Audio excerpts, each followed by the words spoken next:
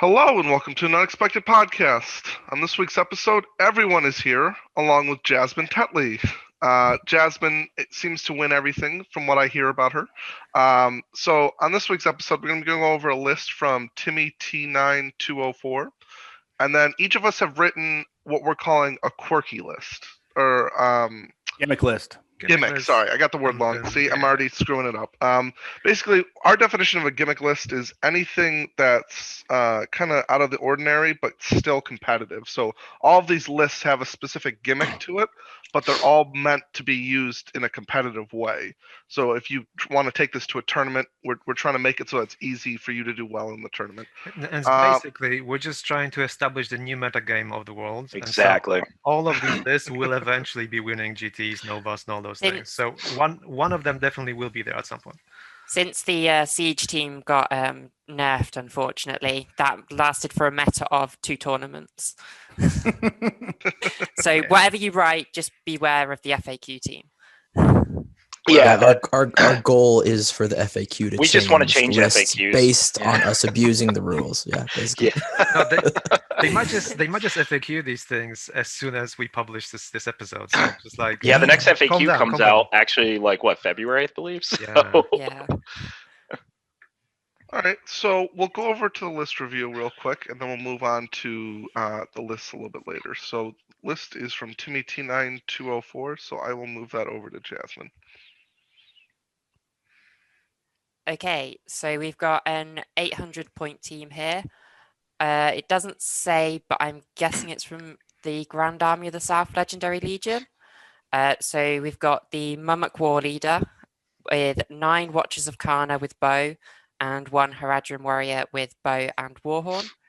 We've then got Suladan with Armored Horse along with 6 Serpent Riders. And then we've got a Haradrim Taskmaster with 2 Merchant Guard and 3 Haradrim Warriors with Spear. It gives it a total of 25 models and 7 might, potentially more with the Taskmaster, and 10 bows. So looking at this list, the Mummak War Leader, I'm a big fan of. That model is very, very powerful.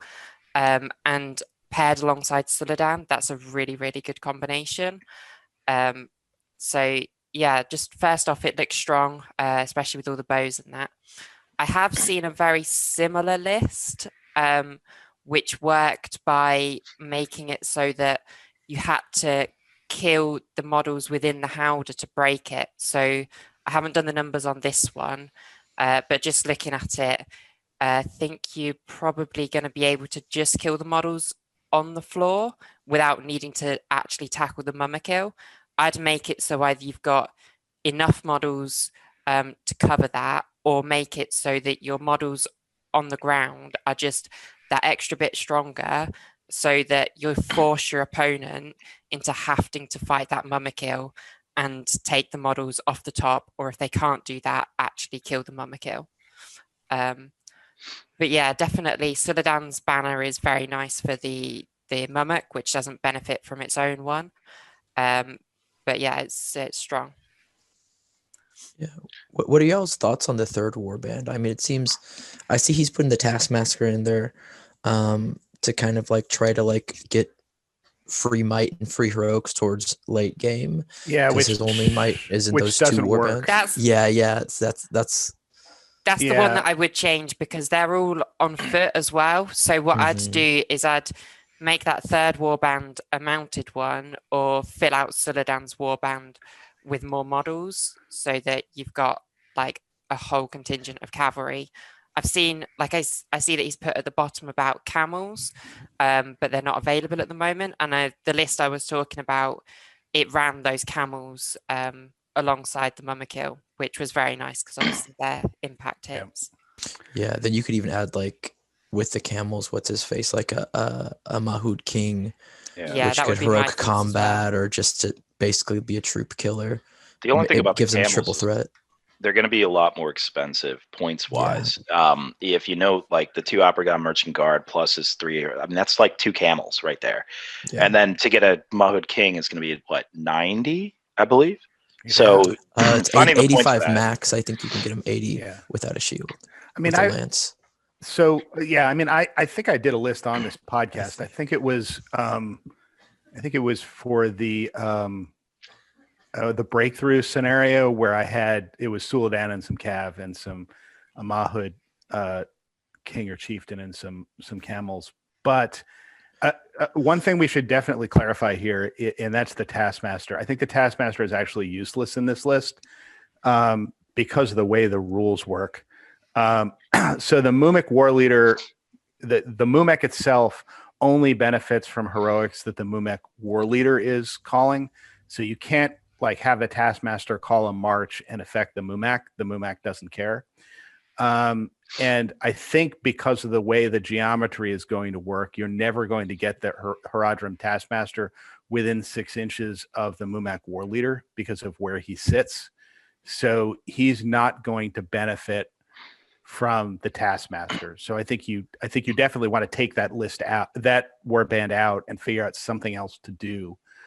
So the Watchers of Karna, if you're these guys, I think work if you're going with Jasmine's strategy of more than half my army is going to be sitting up in the Howdah, so you have to engage the Mummak in order to kill them or at least shoot the guys down. But otherwise, I think you want to save the points, get the cheaper guys, normal guys with bows, and have 12 of them up there. I mean, the other way to go with this is to have a few more guys, because that Mummak war leader's warband can go up to 18 guys, and they don't have to all be in the Howdah. So what you can do is you could get some cheap Haradrim warriors and bubble wrap this Mummak, which is something you may want to do. Yeah, I kind of agree with you actually, because I'm always a fan of Watchers of Karna, but you're paying what, 9 points for them when you could be getting them for 6. You can get them for 7 if you add the bow, and you're basically paying 2 extra points for a model that's 1 less defense, so elves are going to kill them a lot easier, and a model that's only 1 plus shoot value, which they have the platform, so even if the Mummak's moving, you're still hitting on a 4+. So yeah, I would definitely do that. Heck, you could even switch the Karna for regular and then use those points for the camels, or switch the Karna for regular, get the other warband. You can do a Haradrim King with Warlance with just even more cav, or do what Jasmine said, max out Soladan's warband with more cav. Like, there's a lot more. This list is good. Like, it's nice. It looks competitive, but we're tweaking it to optimize it like as much as possible, and those are like some tweaks you could do. I think you'd even go for a load of Haradrim Raiders as well, and you could almost make it into like a skirmishing army. Yep. So you've got like a full warband of 18 models with Suladan. That's a lot of cavalry, and if you can just sort of kite them, because you'll most likely be able to outshoot them with the ones on the Mummak Hill, and then obviously you can just go in and engage on your terms, would be really powerful. It's like 18 shots, because you'd have like, what is that? 18 and Soladan's, half of that would be 9, and then oh wait, no, I'm not doing the math right, never mind, don't listen to me. The Mummak war leader has Sigils of Defiance built in, right? He does. Okay. Yeah. So that's the only reason I guess I could say like putting in Watchers of Karna on the Howdah would be useful, is because if they take over when the driver dies, then they retain the resistance of magic. The driver almost doesn't die. He's so strong. Yeah. He's hard to kill. He also has really high courage and can use his own will to support those roles. It's really rare that the Mummak war leader is going to actually die. Well, he's rarely going to fail a courage test and cause a stampede. So if you wanted to, you could probably dispense with that war horn, and that would save you 20 points right there. Yeah. That Warhorn right there, that's 2 raiders. Because the Watchers of Karna, you're paying so many points for things you're not going to use. Your resistance to magic, hatred, spirit, steely nerve, like what you use these guys for. In fact, I would actually say I would never put these guys to fight 4. I would never put them on a Howdah ever. Like, I just don't see paying all those points for a 3-up shoot value. Yeah, it shows the meta change kind of with the new rules, like not the new rules, like the recent rules before when they came out. That like Watchers of Karna used to be a shooting model, and now they're kind of like a combat. Like they're more situational combat. They're situational, like a sprinkle in combat sort of role. Yeah, I need to charge something terrifying. Need to kill a spirit. Like throw it in. Yeah. I mean, the two attacks are what you use them for. Yeah, I mean, if you're gonna do Jasmine's strategy of like Fortress Mummak, and you're just trying to like essentially burn points to put as many points in the Howdah as possible, you can do the Watchers of Karna. But otherwise, Otherwise, I don't think so. I think the best way would be to just disband the last warband and then just I don't think you need another hero with the Mummak War Leader, because most of the game it's going to come down to whether he lives or dies anyway. So you might as well just stack out your numbers, and then that also just sort of creates like a massive cavalry charge where you can then dominate the battlefield and just dictate the play, and you can just enforce them to engage the Mummak War Leader, which is just so difficult. I guess plays a scenario game too better too, because you have like all these raiders with bows who can literally just spread out across the field. You're shooting like on the whole battlefield. You could take 2 raiders, which is what 24 points or something, throw them out left field, and no one's going to really care. You won't even care because you have the points for it. I think the new scenarios as well dictate more objective play. So things like command the battlefield, you've got to do the 4 corners of the battlefield, and if you've got a warband of 18 Haradrim raiders, like you're just going to dominate, because you're just going to be able to go and pick things off and just work your way around and like destroy the supplies as well. So I don't know how much experience people have with the new scenarios, but I think objective play is just even more important in the game at the moment. Yeah. And so I guess just recapping this, I think we're all agreeing, dump the 3rd warband almost completely. Don't have an anchor of infantry to your army. Basically fill out with Haradrim raiders. Serpent riders, did we all say to downgrade those to Haradrim raiders or keep them as Serpent riders? I think they're fine as riders. If your raiders don't have bows, then go for the Serpent riders. So basically keep those, and then the Mummak War Leader, downgrade the Watchers of Karna to regular Haradrim with bows, and then you can fill out more there. Also, keep in mind Jasmine's advice that where she mentioned trying to make it where your army is more in the Howdah than out of it. That way, if possible, you can make it where your opponent has to deal with the Mummak in order to break you rather than killing everything around it. So one more thing I want to point out. Are you guys a fan, or would you rather get rid of the Warhorn? Sorry, we all said get rid of the Warhorn. Yeah. Okay, the Mummak War Yeah. Leader's just so strong with his courage anyway. Like, I've never seen him fail a courage test. And that's a lot more cavalry you can add with that. Yeah, and you're hurting for numbers really bad, so you kind of need 25 models at 800 points is pretty brutal. I mean, I get it, you have a Mummak, but yeah, if you could try to increase that. I mean, well, there's a caveat to that, because if he has horsemen, then he's still going to be the same numbers anyway, but now at least he's kind of picking where he wants to fight. So he either wants to increase that, or he wants to make sure that he's got more than half his models in the Howdah. I think you just can pick do a it way one to of two go. ways. Yeah, you just pick which way, because if you go for the more numbers, then obviously you're not playing for engaging the Mummak, but you're going to have so many models and they're all going to be mounted. Mm-hmm. Well, I mean, you can do the mounted thing. You can also have a few extra just regular foot guys in the Mummak Leader's warband, whose job is just to be the front rank of the Mummak, so that he's going to get his stampede once or twice. I mean, they ablate off because eventually either they die horribly or the Mummak steps on them and then they die horribly.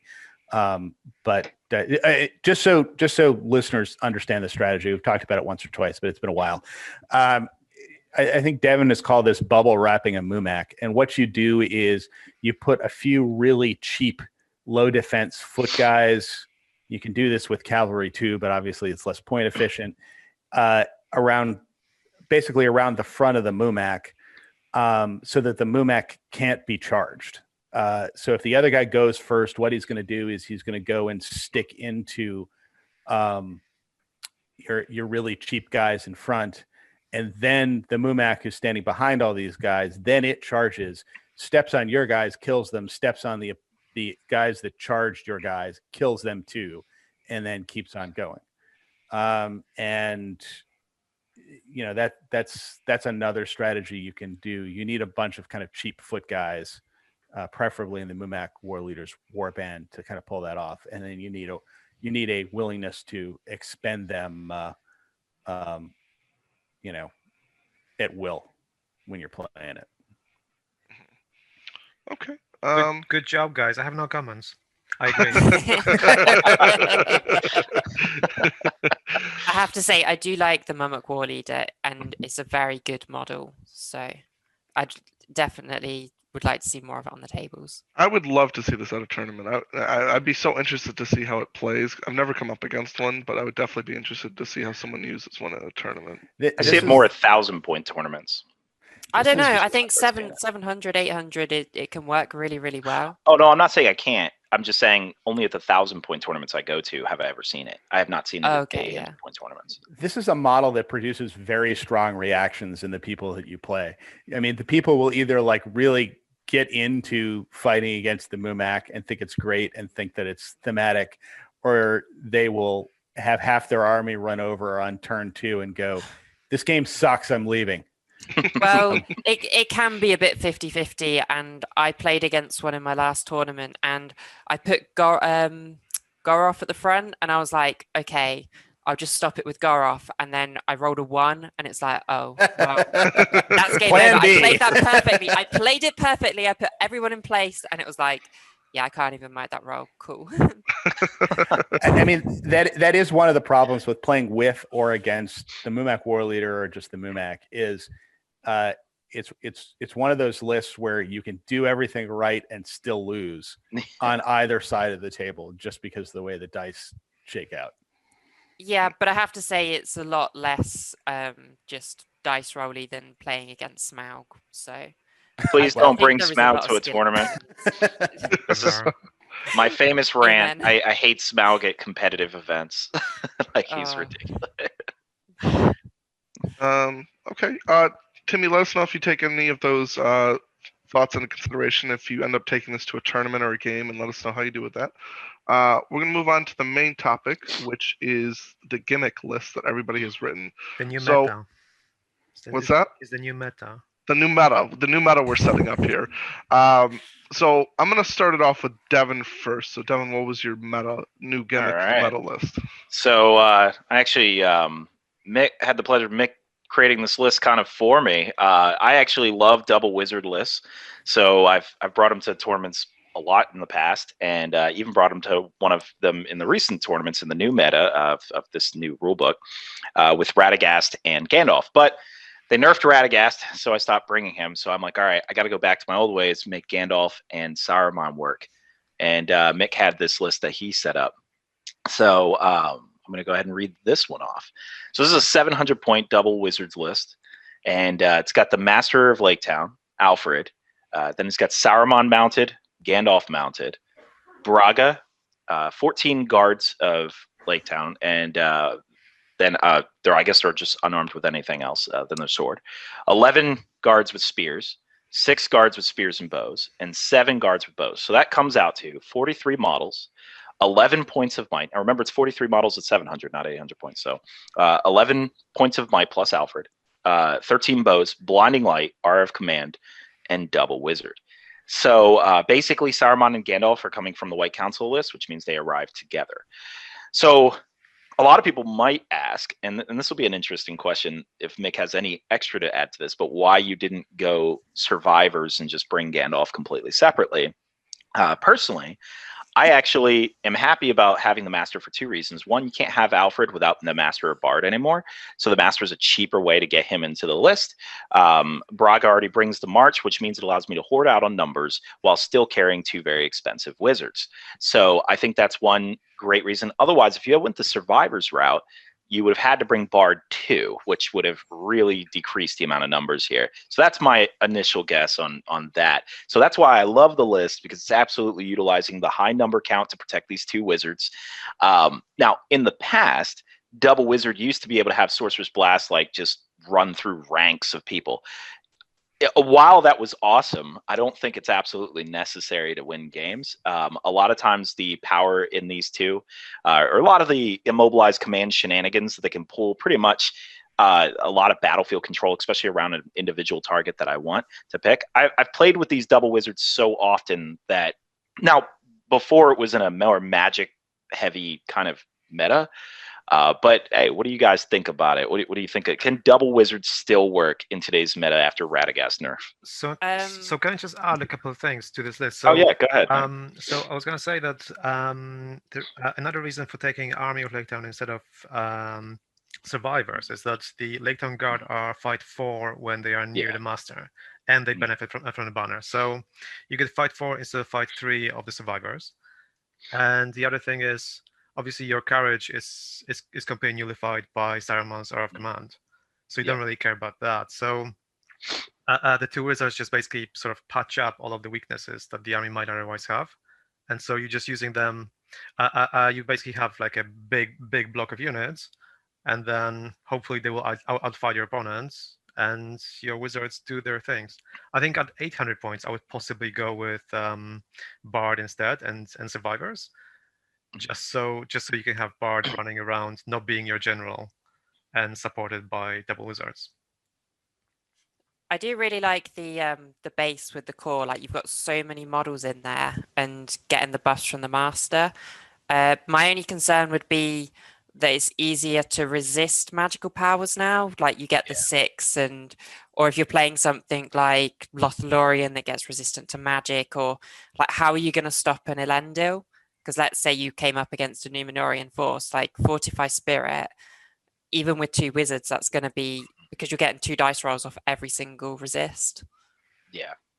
It is possible to power through a Fortified Spirit, but as actually conveniently enough in our game, Jasmine, you saw it's definitely hard. So with Fortified Spirit up, you have to dump a lot of will into making sure I get the 6, so that way, and I always have to put the opponent in a compromising position where if they don't resist, then everything gets screwed up. So maybe they lose that hero entirely. So basically, yeah, I agree that a more magic resistant meta, this might be harder. I've only played double wizard once, and that was actually at Rainier's tournament, and I don't remember running into too much resistance to magic where that was an issue. So unfortunately, I can't say that's well tested.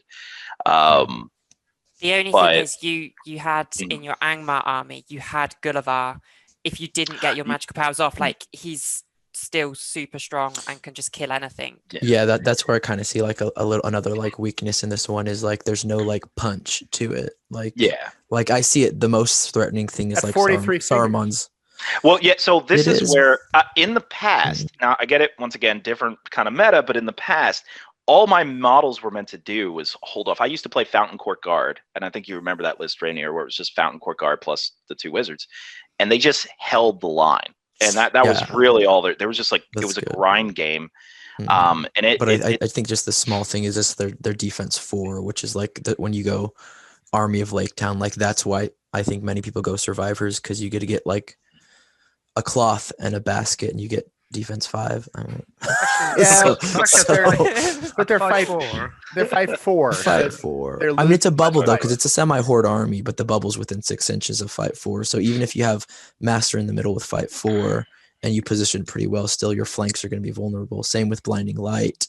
You come up against, like, say, a Corsair army, an Elf army, which we mentioned, with Jasmine mentioned, like, you're still going to be kind of vulnerable to get picked off. I like it. I think it's competitive. It's strong, but I just think the Gandalf bit is not necessarily the best use of the points, but the Saruman and the Horde is really, really strong. Like, that was good before, and Aura of Command is just such a good magical power. Yeah, I mean, the solution to Elendil, by the way, and Glorfindel and stuff like that, is Sorceress blasting somebody else into that figure, which when you have 43 figures, you can probably get somebody into the right position where somebody's going to have to come up and engage random guy, and you can Sorceress Blast in.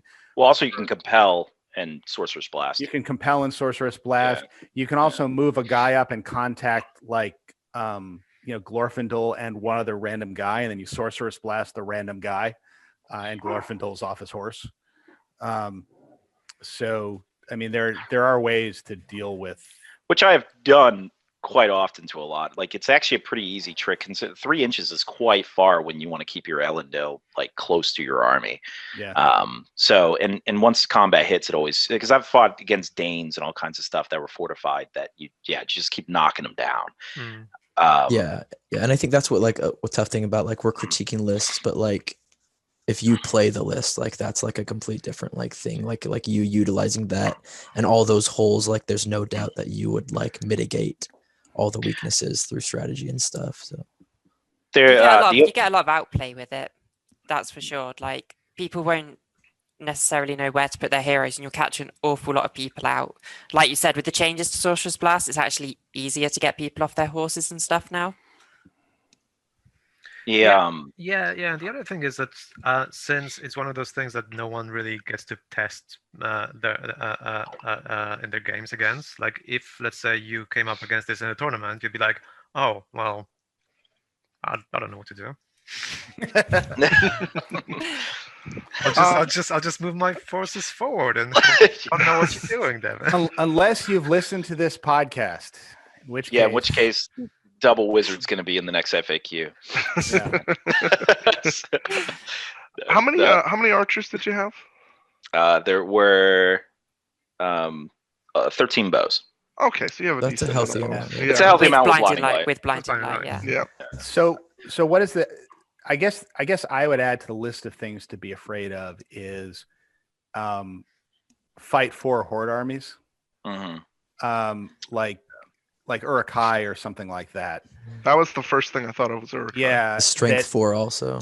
Yeah, where they're just I've got as many figures as you do. None of my figures, I don't care if one of my figures gets compelled or sorceress blasted, because the rest of them, as soon as I win a fight, I'm going to kill one of your Lake Town guys. I mean, I think that's a big problem. And you know what else could be, I guess, a problem against this is just normal horde armies. Goblin Town. Yeah, Goblin Town. That's just gonna. It's I'm like pretty screwed. Yes, you have a lot of figures, but I still have twice as many as you do. And all mine are worse, but I've got twice as many as you do. Mhm. Goblin Town, you got to just play the scenario. It's like at that point, it's like I don't know. I'm just gonna hope. I hope I can. My 43 models versus your 83 models take so long that we don't even get to finish your destruction of me. Yeah, but you're probably winning like at least 3/4 of combats, and you're killing in 3/4 of those combats you win. So yeah, it's tricky. It is definitely Goblin Town's weird. Yeah. So Okay. Jake's made me fight it so many times now. All right, so we'll move on to Matt. Matt, what was your list? All right, so there's going to be a bit of a reoccurring theme here. So there's two versions of this list. So the first one is probably the more competitive of the two, and then there's a second version that I'll go to once we go through the first version. That's the hold my beer, watch this version of the list. But so to start out with the more competitive one, Master of Lake Town, and with him he has 7 Lake Town Guard, 2 Lake Town Guard with spear, 3 Lake Town Guard with bows. Next is Alfred the Counselor. With him is 5 Lake Town Guard, 3 Lake Town Guard with bows, 2 Lake Town Guard with spears. Then Braga, Captain of the Guard. With him is 6 Lake Town Guard, 3 Lake Town Guard with bows, and 2 Lake Town Guard with spears. And last we have the Iron Hills Champion Chariot. So that comes out to a grand total of 40 models, 4 of which are the Champion Chariot. He's bringing it back, guys. Bringing it back, yeah. So Bringing it back. 700 points or 800 points? it's 800 points. 800 points. So aside from the fact that this is a 40-figure list that has the Champion's Chariot in it, and we'll talk about the Champion's Chariot in a minute because most people probably have not bumped into this thing before.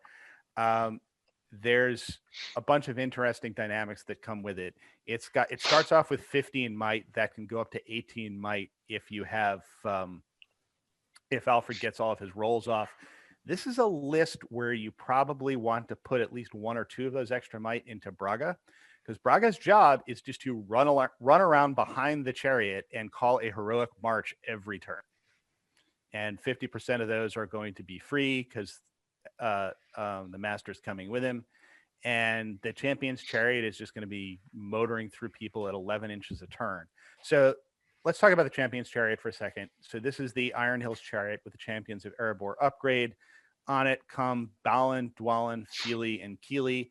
It acts like an Iron Hills Chariot in most ways. So it gets 3 strength 6 impact hits when it hits stuff. But when you get into combat with it, you have this weird dynamic where it's a fight with multiple folks on both sides. So if you charge it with like 6 guys, your 6 guys end up fighting against the chariot itself and Balin and Dwalin and Feely and Keely, which is a lot of dice and a lot of might. And three of those figures have heroic strike. So you can call multiple heroic strikes on a turn if you really want to make sure that you have a higher heroic than the opponent does.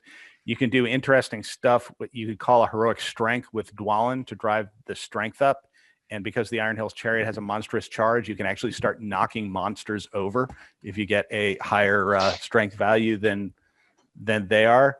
And if you get into this, and the other thing about them is you have to, if you want to interfere with them with magic, you can't just throw one spell. You have to magic each one of the guys individually, which means that if somebody comes in, say somebody casts a compel on Balin because they want the chariot to move somewhere, and it goes off. Balin goes, and then they charge it with a whole bunch of guys. Dwalin, Feely, and Keely all are still fighting at full strength and can call heroic strikes. If you instead decide you're going to transfix Dwalin because you don't want that fight 6 heroic strike going off, then Feely can do it, or Feely and Keely can do it. So it's really hard to kill, and it comes with a machine gun on the front. So if you don't want to engage it, you still got Dwalin shooting at you with D6 crossbows with might behind them. And this is another list where I think the way most of the time I'd be playing this is I'd have my skirmish line of really cheap Lake Town guys in front. I'd let the enemy engage them, figure out where his heroes are going to go, and then the chariot just runs over the Lake Town guys and runs over the heroes behind. So that's the theme on this. Why don't we talk about this for a second, and then I'll go to the hold my beer, watch this version of the list. So I think actually this is probably an improvement over the one you brought to Articon before, where you had Gandalf. The idea I understood, Gandalf, you had Sorcerer's Blast that could knock everything down, but you had 5 models, I think. Yeah, that's right. Yeah. So the vulnerability with that list was you could if you managed to run around behind the chariot and get at Gandalf, you had a real problem.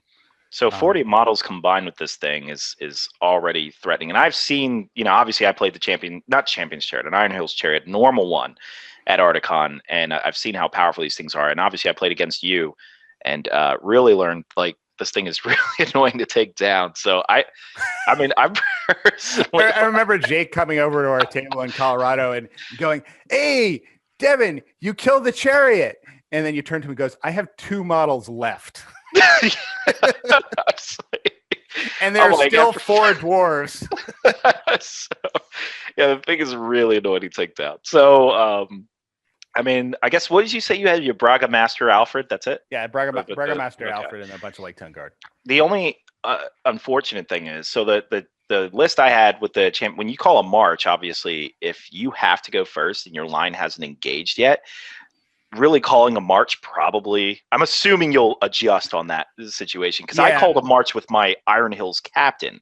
So, then I was like, all right, whatever, he'll just go alone. He won't call it with me. But you kind of have to call it with me. Well, so what you can do, especially if you've got the bubble in front, or the, kind of the skirmish line of Lake Town guys, is when the lines get together, if you're going first, you may call a march just to move the whole line up further, and you call it with me, and that just means your skirmish line goes forward. But what you may end up doing instead is you call a march, or if you're going first, and you're not in range, you don't bother calling the march, and you just kind of sit there and wait for the other guy to approach you. If your lines are already in they're 1 inch away from each other because everyone's backed up.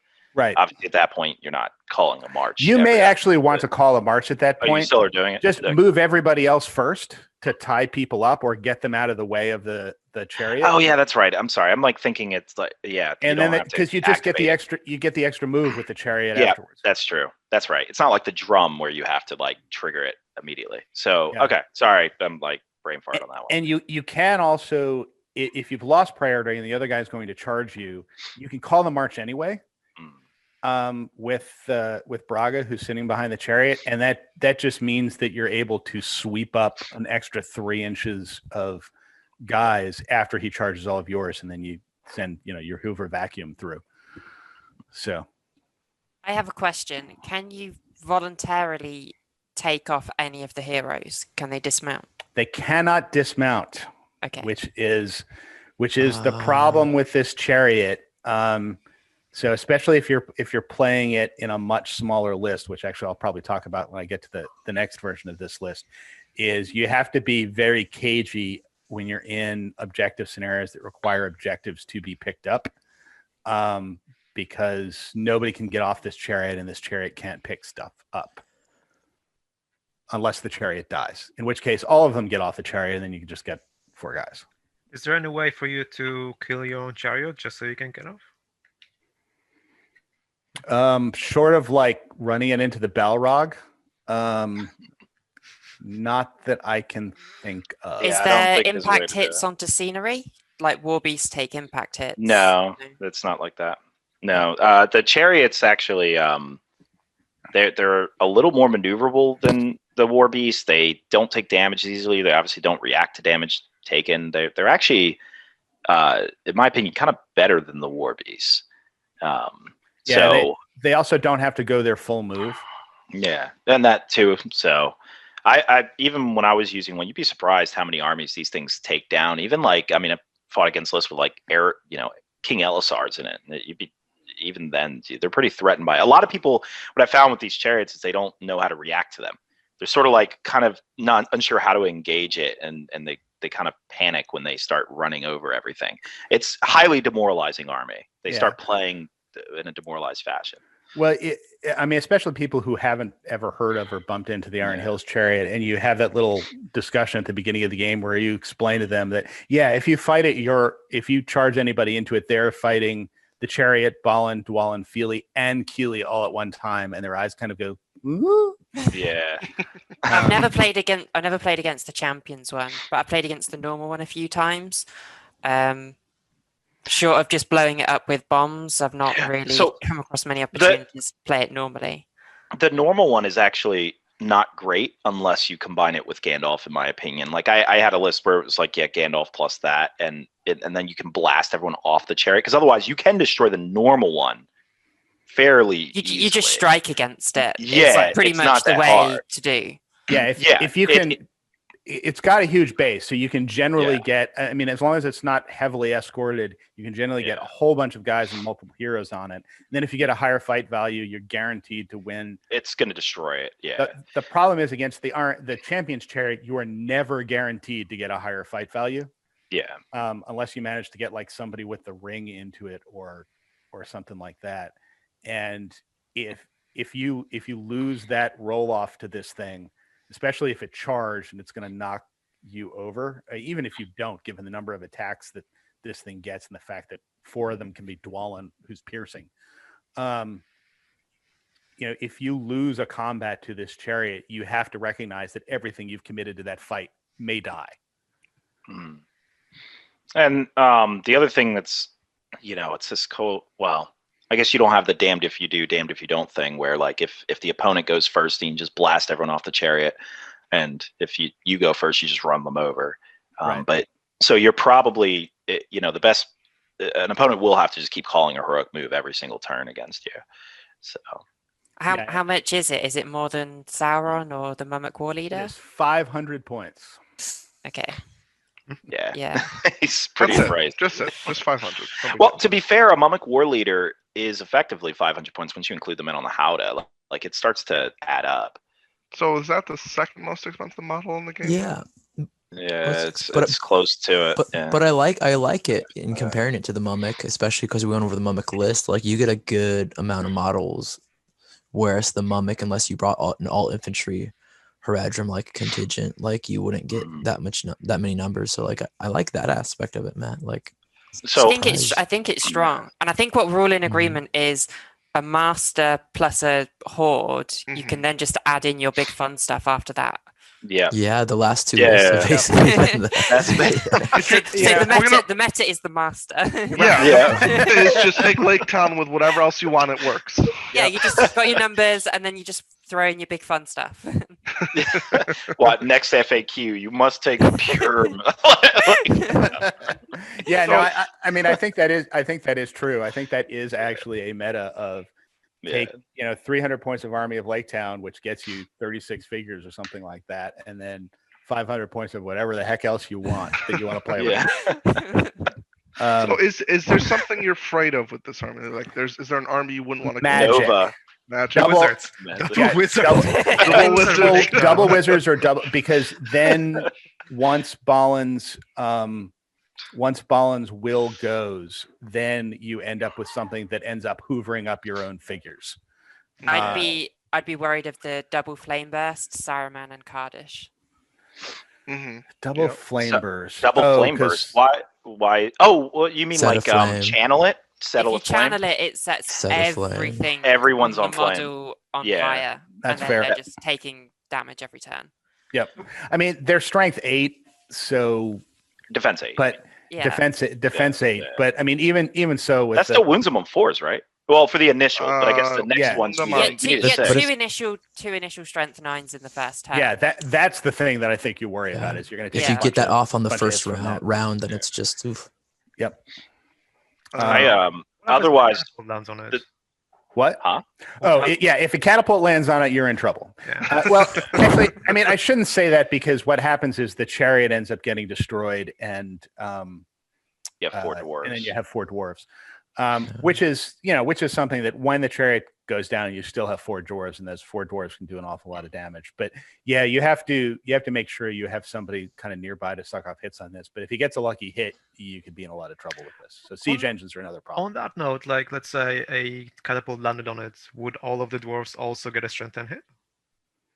Or Yeah, they would all be just the chariot target. itself? Yeah. They would all be the target. Yeah, so they become essentially they could all be instant killed. Yeah.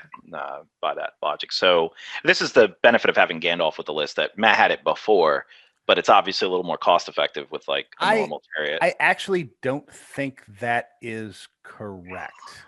Because it's a mount. Well, Yeah, maybe it is. I don't know. The one thing I've found with this model is I've played Kalman, who's like big with his Iron Hills, and we've just come up with so many rules questions that just aren't answered. Yeah, So if you're it's going to a take weird- this model, just be prepared for endless The rules rules. discussions. I feel When like I- we do that a lot on this podcast. when I many brought different this, little- when I brought this thing to Articon, James Clark was ready to shoot me. And in particular, when I played the Iron Hills Chariot against an army that had Flowy in it, and it was like, so which rules can Flowy turn off and which rules my can't God. Flowy turn off? This is pre the old rules where you exactly. you didn't We- know. We actually played this at our Masters, which was 500 points. So Kalman had the Chariot, and I had the Assault upon Helm's Deep Legendary Legion, and we just got to a point where the Chariot, it was like, did it turn? Did it hit the bomb, or did it hit the person carrying the bomb? Like, where is actually the bomb? And we just like, it was like, well, fortunately, this doesn't make any difference because we both can't now win the tournament. But we're just like, well, it's just going to be a 50-50 roll at this point. Like, if you hit the bomb, then you stop and I'll just blow you up. But if you hit the guys and you kill the guys that can blow up the bomb, and it was just on a 50-50. Yeah. I guess the other thing you're afraid of, Matt, is Nova. The terrain. Yeah, terrain. Yeah, I mean, terrain's an issue. Although this version of the list has less of an issue with that because it's got 40 other guys. Yeah, that is very or true. 36 other guys that can run into the terrain. However, that's a big problem with my next version of this list, which is Warband number 1, the Iron Hills Champions Chariot. Warband number 2, Tom Bombadil. Warband number 3, Goldberry. That's the list. Really?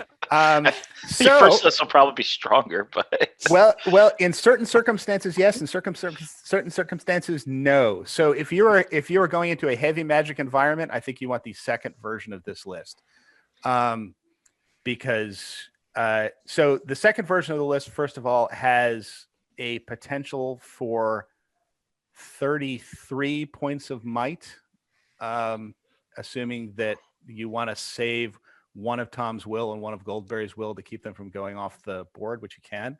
Just 33. Just 33. Yeah. Gotta get those numbers up, Matt. Plus, you can save. Those are rookie numbers, man. You have the potential to save a grand total of 24 wounds off of this thing. I thought you said competitive, Matt. So this is definitely an all your eggs in one basket. This is the Iron Hills Chariot is going to be what kills here, but and this is 7. Oh, this is 800 still. Yeah, this is 800 still. But trying to kill the Iron Hills Chariot when it's regenerating 2 wounds and 2 might and 2 will a turn. Also, you're going to be able to stop people charging it as well. Well, yeah, exactly. Because you've got Goldberry and you've got Tom that basically function as 3-inch wide shields that kind of orbit around this chariot and get between your opponent and you. And you can leave a little gap there if you want to make the shield a little wider, as long as the enemy's figures can't come through it. And then when it's time for your movement phase, the shields go aside and the chariot charges through. So the only issue I have with the list, though, is like heroic move-offs. I mean, every one you lose is a turn totally wasted on your part. Like, you can't do anything. Like, you'll kill that model. Like, I might throw one model at you and just play on scenario. I mean, assuming not Lords of Battle, which I'll just probably shake your hand and grab a beer. But I mean, other than that, heroic move offs. But remember, I can call a heroic move every turn if I want, and eventually you're going to run out of might. So I have played a list like this before. The turns go like this.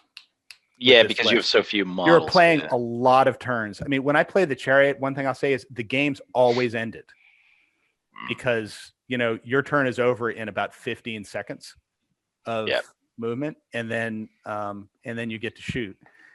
As far as the heroic move-offs go, I mean, you got to get somebody around those shields in order to get it into the Chariot. And, if he does, then you shoot with Dwalin for that turn, you kill that one guy, and then you go the next turn, and maybe you win the heroic move-off. So one other neat gimmick about this, the list is essentially unbreakable because it's got 6 figures, which means you've got to kill the Chariot and all 4 dwarves. And unless you're really screwing up, that can never happen because eventually Goldberry and Tom will just stand on either side of a dwarf and he'll be unkillable at that point. So that is one. You just at that point, I guess you just have to really hope you've demolished enough of the opponent's army before they play scenario on you. Yeah. Because at that point, you're not going to get all objectives on most games. Objective scenarios are going to be a problem, not an insurmountable problem, I think. And it's going to be. I mean, it's kind of like playing that list I had with Gandalf, where it had a bunch of problems in a bunch of scenarios, but there was no scenario where there wasn't a way that you could get it done. And it was always kind of a fun head game with the other player as to whether or not you were going to be able to get it done. If you run into somebody who's like, well, this is an interesting mental challenge. Let's see how we work this out. You end up with a really fun game between the 2 different sides. So I'm going to ask you, I think I already know the answer to this, but I just want your own opinion. Which list are you taking if you said, I want to win a tournament out of the 2? Probably if I want to win a tournament, I'd probably take the first one. It's the first one. Yeah. Because you need it for the objectives. Yeah, you need it for the first one's good. I'd be sorely tempted to take the second. I know. Just because I'm me. Matt, I'm going to save you from another disappointment at Articon. Take the first one. Well, I don't think this would work at Articon because I don't think there's any viable way to get the Champion's Chariot into a 600-point list. Oh, no. I guess assuming he goes with the same points level that. Articon's 750. It was 600 last year. Is it going to be 750 It was 750 and the year before that as well. I think. No, he brought it back down. He brought it to 600 for a canceled one. Yeah. The one that was just canceled. He brought it to 600. And I don't know whether it's going to be 600 again. Well, but I am actually going to run the second version of this list this afternoon against Evan. So we'll see if after today he's still talking to me. So expect everyone to bring Athelian Rangers to Arcticon. Okay. We'll move on to the next list, which is Rainier. All right, so I brought a list that you don't quite see often at tournaments, and I've talked about it a couple times on this channel. I'm going to bring a Khandan Easterling list. The list contains of a Khandish king on chariot. His warband, he's leading 8 Khandish horse and 2 warriors. The next warband is going to be a Khandish chieftain on chariot. Again, 8 Khandish horsemen, 1 warrior. My third warband is going to be Amdur on horse, armored horse. He's leading 2 cataphracts, 8 warriors with shield, and 5 warriors with pike. One of them being upgraded to Black Dragon. And my fourth warband is going to be a Khandish chieftain on chariot leading 4 horses. So the basic makeup of my list, it's an 800 point army. It has 9 might, 23 bows, 3 chariots, and 22 horse. So right off the bat, 22 horse and 42 models in total. So the majority of my list is a Cav army, and having 42 models in a Cav army, I think is pretty solid, especially as we're talking about the new objective game with the new scenarios. The gimmick of my list, I would say, is the chariots. We talked about Matt's chariots for quite a while. The Khandish chariots are basically just miniature versions of that. My thing with liking them is I'll have 3 of them, heroic combat with them, because we're kind of all alluding to it. Like you need a high model count in tournaments usually, and what I usually come up against is either a high count army or a mid to high count with elites. And I think my list can do pretty well because mobility, 3 chariots. There's even Amdur thrown in there on horse, which allows him to do shenanigans. My king is my leader, so that makes me get to play a little more liberally with Amdur. Amdur is accompanied with 2 cataphracts to give him that defense 7. And yeah, I don't know. Like what do you guys think? And I'll talk a little more about it. I think the first thing is you're not going to get the Easterling army bonus. I will actually, because they're historical alliances. But you don't. But the FAQ means you need 25% now. Oh, is it? My apologies. Yeah. I made that happen because I was just adding in 1 Dragon Knight to a Mordor list to get the army bonus. Which I thought was brilliant. I think I have. Yeah, I think I have because I have. Let's see, 8, 13, 14, 15, 16 of them. 16 out of 42. Yeah, that's over 25%. Okay, I was just asking the question. It was close, but I think you do want the army bonus if you can get it for sure. Yeah, I've used it. The army bonus is actually good. We've talked about it before, but I have used it at tournaments where it's like, actually, I don't want the game to end right now. Let's continue to play with it. So yeah, right off the bat, it's kind of a glass cannon list. I don't know the low defense of the horsemen going around, but I think just the real gimmick is the chariots are real good troop killers, and the chariots are really good at just tying up mega heroes. Because to kill a hero on a chariot with the bulk work, it just takes quite a while to do it. And me having 3, I've come up against Isildurs, Boromirs, Aragorns, and it just takes them a bit to get through them and munch them. And then the whole kiting, I think I can kite pretty well with 23 bows, all of them being mounted. So yeah, I don't know. No, I mean, we kind of talked about this list in the Easterling episode that we had, where you actually kind of brought up basically this list. I imagine there's no variation between it and the ones you had before, right? This is pretty much your standard Easterling con build. So Mick and Jasmine, for those of you who have not played against Rainier, this is actually a popular list Rainier has brought multiple times to tournaments. So Rainier is just such a gimmick every time. Yeah, exactly. Every time he shows up, I'm like, here's Rainier and his fucking list. This was like my list because after Nova, I was like, I just want to paint something beautiful that's never been seen on the table. So I decided to play Khandan, and I was like, holy smokes, these bumper cars are having fun. Like, let's keep going. Just out of curiosity, if you drop the Easterlings and just threw in another Kondish king and horses, what do you end up with? You end up with around 33 or 34 models, which is why I don't do it. I like the Easterlings, and Amber yeah. has Blood and Blood Glory and as well. Glory. Like Yeah. if you come up against like a Lake Town army, you just churn through might points. Yeah, you could even come up against an Eomir or any of those Rohan heroes. I outfight them with an Elven Blade. They heroic strike. I heroic strike for free, and it just it's pretty good. I think I like these evil army. ones. Yeah. Yeah. Pretty much any evil army that goes against Amdur, and to be fair, a lot of good armies as well. You know, they're not going to have the fight 6 hero, and then like Rainier said, you know, he gets the free strike with the Elven Blade, so he's probably beating almost everything besides elves, and then he's probably matching elves. You're gonna need him for like Fell Beasts anyway. Like and that's another thing. Amber's gonna be huge against that. Exactly. Yeah, and I most of why I like him in the list too is like people see the chariots and they're big. Of course, the bases are big. They see the king, they focus on the king, and they want to mitigate the chariot's damage as much as possible.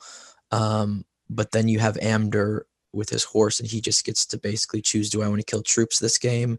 Do I want to go after the heroes this game? Do I want to heroic combat? Like it's quite a lot of options with like the four kind of meat sticks, and that's what I like about the list too, because you take one chariot out, that's fine, there's 3 left. You take 2 chariots out, that's fine, there's 3 left. You take Amber out, that's fine.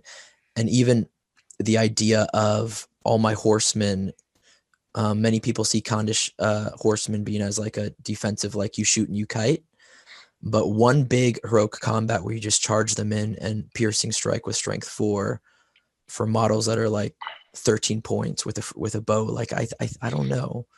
I like the distribution of the power in the army, because you can, like, for example, I come up against Devon's army, like, okay, like he'll take out a few things, but I can still outshoot it or outfight it. The wizards can only deal with 2 heroes. The other 2 can do damage. Matt's list, I'd probably just quit, but yeah. What do you not want to bump into with this list? So first off the bat, Gullivar or any flying monster that can hurl, I don't want. The magic doesn't bother me as much. I've had experience, of course, playing with it. So things like Fell Light and that type of things, or those type of things, I can mitigate play style wise. You got to position your chariots, of course, really well. But yeah, magic doesn't bug me too much. Having might on all, and will on all my heroes kind of helps with that. But yeah, I would say a good Gullivar or Fellbeast Hurl. Eagles would be a pain in the neck, I think, too. Which is another reason why I throw Amdur in there, because he doesn't fix those holes, but he mitigates it a little bit. He can strike back at a Fellbeast. He can strike back at things. And I know you brought a chariot, but we didn't talk about it too much. But the joy of a chariot is you can run into your own guys. So if a monster comes in, hits your flank, you can throw a chariot, excuse me, and kill your own guy and kind of negate that. Or we talked about it with the bubble wrapping with the war Mummak. Yeah. That's also great for ending the game as well. Yeah, exactly. There you go. Yeah, well, that's actually kind of why the list looks odd with a few warriors in my chariot war bands, but it's twofold. It's basically in deployment, you always want to hit second. So if your opponent gets the initiative, you have a guy up in front. He blocks the pathways, so your opponent has to charge him, and then you just roll over your own guy because defense 4, 2 dice, you'll probably hit a 4. Doesn't happen all the time, but you'll usually kill him. So it's like those sprinkles of the warriors are kind of like, yeah, like if I need bodies just to kill, or like you said, kill myself. Like I played a game where only a truly evil player would deliberately kill themselves to end the game early. Oh, it's why would you do that? I don't know. well, here's what because all the cavalry, you either get them all off the board and reconnoiter, and you want a 25% to end it, or you get a couple off. You get them all in the objectives, and you want to 50% it to. The reasons are clear amongst all of us. I mean, Jasmine's responsible for the demolition bomb FAQ of blowing your own army up. So we're pretty aware of the suiciding tech. Does it feel kind of cool that you have rules written specifically after you? Is that like a cool little feeling? There's Sometimes- way too many FAQs that are targeted against me. The Warg Marauder one, shooting into your own combat, happened because I did it against Jay at the GT and stopped his Gandalf by killing his horse. So yeah, you just pick out all the little ones and go, that was done against me. I want to believe. I want to believe that the one I took to the Toronto tournament, because it made such waves on the GBHL forums. It was the I had King Elisar, it was Elendil, King Elisar, and Boromir the White Tower. And then right after that tournament, FAQ'd, boom, you can't bring Boromir the White Tower with Aragorn. They're always looking. Trust me. Yeah. If there's one army that you want to pick up and play, it's Lake Town, because you can be guaranteed that won't ever get FAQ'd. Sorry, Jay, if you're watching. If you do it any other army, if you do too well with it, that's it. It's getting nerfed. Yeah. The only one I can claim is the Iron Hills Ballista not being able to shoot through roofs anymore after Adam Trope. Yeah, that's right. After my Iron Hills Ballista shot went down, took a left turn through a door, and killed the I think, look, honestly, more rules you create for the FAQ, even though it may be annoying that they take it away from you. I think it's kind of saying like, hey, I don't know if anybody watches basketball, but like James Harden has created rules where like they specifically have to go, he has basically broken the rule, but we can't stop it because it's part of the game. So now we have to reevaluate it, kind of a thing. So it's kind of cool to have that kind of ability to go like, I did something that was so good that they had to stop it because of me. Just to be clear, I actually asked for the bomb change because after that tournament, I went, this actually just breaks the game. It's way too powerful. It's just really annoying that they made it 2 models because now it makes the army non-competitive. Because I understand why they did that, but you've got to think the army doesn't have strike. It's literally only got fight, heroic march. It needs the bomb. That's the whole point of it. And I know why they did 2 models, because what if you compel somebody out? But you're never going to have that if you're playing the pure legendary legion. So it's just a shame because it was a really, really fun army. But it did need changing because it was just stupid. Let's see if we can get some more FAQs made on this podcast. Tim, who do we got for the next list? Next up, we're going to go with Nick. Okay. One sec. Okay, pulling it up. Okay, so this list, it's this idea which I've had for years now, and I've never seen anyone use. And I was always like, yeah, I'm going to be the first one who's going to break the game with this. So the whole concept behind the list is going to be interesting later. So the list starts just like any other competitive evil army with Suladan mounted. However, he has a bow. He then leads 8 Serpent Riders, 8 Haradrim Riders with bows and spears. That's warband number 1. The second warband is the Allied Mordor War Catapult with 2 extra crew members for 170 points. And then the third and fourth warbands are 2 Great Beasts of Gargaroth. This comes up to 798 points, 45 models, out of which 27 have bows. So that's 18 orcs and howdahs with bows, and the Hadron Raiders. And so the whole concept of this list is that, you know how normally when you're playing against catapults and these sort of siege weapons, a lot of people tend to split their forces in a way that their whole army just becomes a little checkerboard.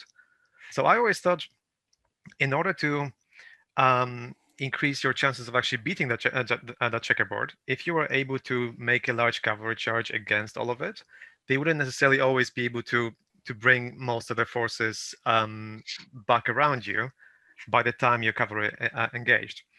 And so here, obviously, if there are any situations where your opponent has blinding light and they actually do want to clump up, then the Great Beasts add this additional thing of don't clump up because I'm pretty much like the other chariots, except I'm hitting you with 2 strength 6 hits every time I move. So the Great Beasts sort of plow through things. Then Catapult tries to spread your opponent around, and if they are spread, then hopefully the Serpent Riders and Suladan manage to pick things off. So it's got 45 models, which is quite healthy at 800. And in order to break it, you have to kill at least one of the beasts. if you were to kill both of them, you would only kill. If you were to kill both beasts and the commanders and the orcs and the Howdah, you wouldn't break the army yet. You would still have to kill additional models. So it's not like you can just decide, like for example, with the Mummak World Leader lists, which we revealed at the start of the episode, you were able to kill, let's say, the Mummak on its own or the rest of the troops on its own. But here is like, if let's say you went just for the beasts, you still have to kill additional things, or if you went for just the Stalkers part of the list, then you would still have to either take out something from the catapult or at least one of the beasts. So there is that sort of a cushion there for breaking. So essentially, shoot, make them split, charge in, hope, and you still have 27 bows. Even though they're orcs, 18 of them, they since they're standing on a platform, they're actually hitting on 5, so it's not too bad. Oh, and the final thing, if a great beast gets into combat and gets surrounded, you actually shoot your catapult into that combat. You hope that you hit one of the opponent's models instead of the great beast, and then all of them suffer the strength. Just hope for it. Just hope. Hope. So, yeah. However, if you do end up hitting the beast, it's a 33% chance that the beast will survive and everyone else gets hit with a strength 6 hit. 33%. I like those odds. So either way, if your beast is surrounded, you should probably be shooting straight into that combat. Mick is a true Mordor player. He's just like, screw it, fire into the combat. I got to be honest with you. I got really excited at the beginning because I thought you were doing like an all-mounted evil army, and I was hoping for that. But it is kind of all mounted. Yeah. I really like this army. Like, how are people going to know what thing to target and how to split that army up? You're just going to cause absolute carnage. So yeah, I like it too. Like, it's one of the buddies from like the Philly area. Like, he actually plays. You guys know Marcus. Like, Marcus plays double beasts all the time, and it's disgusting. The only thing that will suck, which happened to him at Nova, is when your first like 3 rounds are against Fountain Court spam and dwarves. That's where it's gonna suck. In this new meta game with like a Chaplain's Chariot with Lake Town, or like double wizards with Lake Town, I'm just pouring through on like 3s against everything. Against Rainier's list, it's 3s against everything except the Easterlings. So clearly, I'm just metagaming against the meta we're creating. It's true. So Devin, do you want to explain to Mick why having 2 great beasts can be a problem? Yes, Matt taught me this, and we got through how many turns? 2 turns? Yeah, I think 2 turns. 2 turns before I'm like, yeah, let's go ahead and play a different game. So if you have them too close to each other, and definitely this is the case, they tend to panic, and one will hit the other. This wasn't panic. This was Gandalf the White. Yeah. Oh, it was it was actually just Gandalf the White, and you just moved it into my other great beast. Bumper beast. And so it caused 3 strength 6 hits to each other. 3 strength 9 hits. No, it's 3 strength 9. Yeah. No, so three strength 9 to each other. So if any of those wounds get through, one of them panics, then does it again. And they do it again. And they beat the hell out of each other until they're dead. Maybe you go opposite ways. Yeah. You've got to split them up. Yeah. It's gonna be like a Hungry Hippos game. I would love to see that though. No, you die. So that's the one weakness. You can't keep them within 8 inches of each other. That's why you put one here, one there, cavalry in the middle, and catapult behind. Then they go in and just on the cavalry. They just eat the cavalry. It's so weird because I did the same. Like, I came up against 2 great beasts and I put one into the other. And you look in the rulebook and you're like, they do strength 6 hits normally, and then you're like, but wait, when you hit a war beast into a war beast, it's strength 9. So all of a sudden they've gone from strength 6 to strength 9, and they just die. I actually wonder, given the war beast, whether they do both. They both take hits. No. He means strength 6 and strength 9. They clearly both take strength 9, but the one that gets hit, I think, may also take the strength 6s. Yeah, because it's being trampled. Actually, that's true. It's being trampled. It just depends on whether or not that rule replaces the old one. If it says the word instead, So then, like they cause strength 9 instead. But so then the question is, if let's say you moved your war beast into the other one, they both suffer strength 9 hits, but then in addition you deal 2 strength 6 hits onto that one. Since they only have 5 wounds to start with, you might just end up killing it and keep going. yeah, that's So, in case you were wondering, this episode is all great. about great beasts and killing each other. That's the whole thing that we're talking about. I'm glad to know that you'll blow through your first great beast. Just wipe out half your army. But I think in mixed list, you've got the catapult, so you've split everybody up, and then you just send your beasts down the flanks, and then you just almost do that old double fell beast strategy where you just come in. I love it though, That's Mike. true, and you have 27 bows. Mhm. So even though they're orcs, it's fine. They'll still take some out. But it's so interesting though, because the way you thought about it is, if somebody has blinding light, what do they do? Okay, well then how do I count it? And you've just got like an answer for everything with your army, kind of like if they're going to do this, then I can easily do this. If they're going to do this, then I do that. It's just really well thought out. But is there something you're afraid of? Bowfire. Yeah, possibly against the Iron Hills Chariot, Champion's Chariot. That could be tricky. Although I'm gonna drop a rock on it, so that's not really an issue. Would you not be worried about magic with the great beast getting commanded? I would be highly worried about magic. I'm gonna drop a rock on it, so that's okay. The other thing this one wouldn't like would be Maelstrom of Battle. I'm just gonna drop a rock on it. All right, it's a technique. We should start getting merch that says just drop a rock on it. Yeah, Maelstrom of Battle, where you could end up having like your catapult surrounded and destroyed before the 2 great beasts could intervene, might be a problem. Well, you do have Suladan, who could at least blow a bunch of might to come on and protect the catapult. Yeah, and the great beast can also I don't use know their though. own The great might beast to can enter, no? Maelstrom of Battle. The great Yeah, they beast just don't can have that like much. break their opponent too. Like I played one of my Haradrim armies against Marcus just for fun, and I was like, wow. Round 1, I'm broken. Game basically ends because the great beast can literally come onto the board and just trample stuff Yeah. You always or gotta be position careful. themselves. Well, the thing is, they can't start trampling until they're fully on the board. Right. So that's the only thing with that. Like with an Iron Hills Chariot, it can come in and turn. But with the Great Beast, you can set it up where he can't possibly That's true. start trampling you. Yeah, so that's what I'll start dotting the board, like, because once you're 2.5 inches, you put a model 2.5 inch later, put a model 2.5 inch later, put a model. It'll totally screen off the Mummak or the Great Beast in this. But position. not many players will know how to do that and set. If you watch this team up podcast, perfectly. no, But setting it up in practice is really difficult. Yeah. And some people, I've played against them and I've thought this person might actually just take the chance of their great beast not coming on and just start trampling stuff. So you've got to kind of like look out for the really good players that are going to come from the side, but also those players where they just go, what the hell? I'll just take my chances. Well, I don't think you can actually do that now. I think there's an FAQ. It FAQ'd it even further. So Jasmine, you were correct. I believe there's another FAQ that now says you can't even start trampling until they're on the board. Yeah, you have to place This it is on the against board you, first. Devin. This is another FAQ against you. Probably. I'll take credit for it. And by the way, I've screwed this up against a Mummak war leader, and left like one place where he could come on the board and still trample me in it.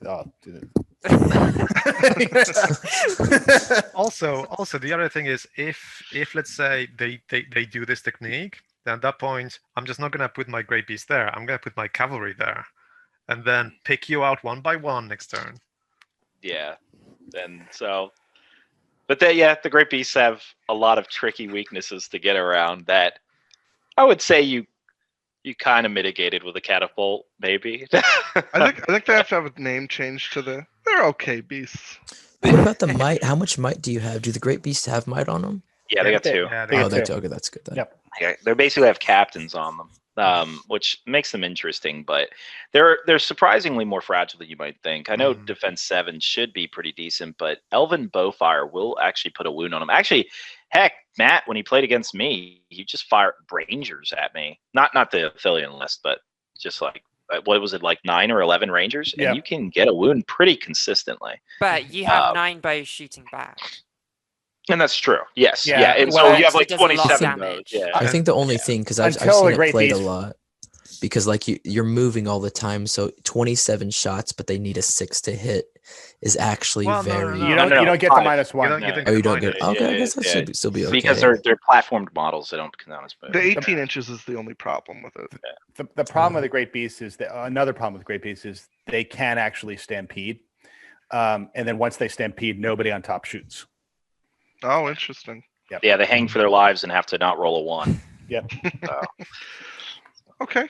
We'll move on to the penultimate list, which is Jasmine. Okay. I've got 2. Banned FAQ banned. I got 2 very different lists, so I'll briefly go over the first one because I'm not 100% sure how competitive it is, but it's very weird. So it's 700 points of pure Angmar. You've got the Witch King, 316-3 with a horse and crown. You've got the Tainted with Fell Beast. You've got Goldfimble on Warg. Then you've got 16 Warg Riders with throwing spears and shields. You've got 1 with a shield and banner and 3 with bows and throwing spears. And then finally, you've got 2 Spectres. So round that out for me. How many models is that total? You've got 25 models, At how many points was this? 700. And a majority of them are cav. All of them are mounted except the Spectres, which you don't need to be mounted because they don't Yeah. need to be that close, but they're just too powerful. But the really quirky thing is that all of your models within 3 inches of a spirit cause terror. So it stops them charging your cavalry straight off. But also you've got the Tainted, so that if you win priority, you can just stop them calling a heroic move and charging your cavalry anyway. So both of the race from Felbeast or just the Tainted? Just the Tainted. Yeah, okay, so the Witch King's on the horse. I think Goldfimble really makes this list work. He's got strike. He does. He's great. I'm actually, so obviously I'm going to ignore all the, like, any monster hurl or anything like that being a weakness, but I'm wondering if it has the hitting power from its Warg Riders to do some serious damage every time it charges, which, strength 4 it should. And you've got their own spears. They've all got their own spears, and you're set up to basically move first every time because you can block those moves. Block terror. Yeah, I always good. No, I like it. I like it. I mean, you come against wargs with throwing spears, like people don't realize like how like effective those actually are. Like they kill a guy in, and then they come with a strength 4, they knock you down, they do horrible. I think it kind of, because it is a cav, it kind of like the hurl from the Fell Beast won't be used as much for, like, say example, you come up and you hit a battle line. Yeah, they can still push back because you're not going to. Got a Fell Beast is that the Warg Rider's base size, you're only going to get limited by that base size. So I was like, well, there's no point putting more points into Wargs. Like, I'll give myself the option of a Fell Beast just to allow you to do stuff. Yeah, that makes sense. Do you actually want to be moving first with an all cav army? Because then, if you charge first, well, then your opponent can just countercharge you and add more guys onto your troops. Well, I mean, better with that the throwing than, spears. With the throwing yeah, spears. throwing spear plus 1 attack, doubling up to with the knockdown. I mean, like, yes, I think she wants to charge every turn first. No. I mean, like, let's say on the very first charge, you would be better. Oh, I see what you're saying. With let's say holding off and then charging when you lost priority. But then you just hold off and you throw your throwing spears. Yeah, sure. And then obviously you've got like 20 throwing spears. Yeah, and then on all the future turns, you want to be moving first. Yeah. And she's going to be like 8 inches away, so she's out of charge range, but then can dictate the charge on most of the opponent's line. I mean, what's countercharging her will be like minor unless it's an eagle. Yeah. So, no. You could drop 3 of the Warg Riders and put the Witch King on another Fell Beast.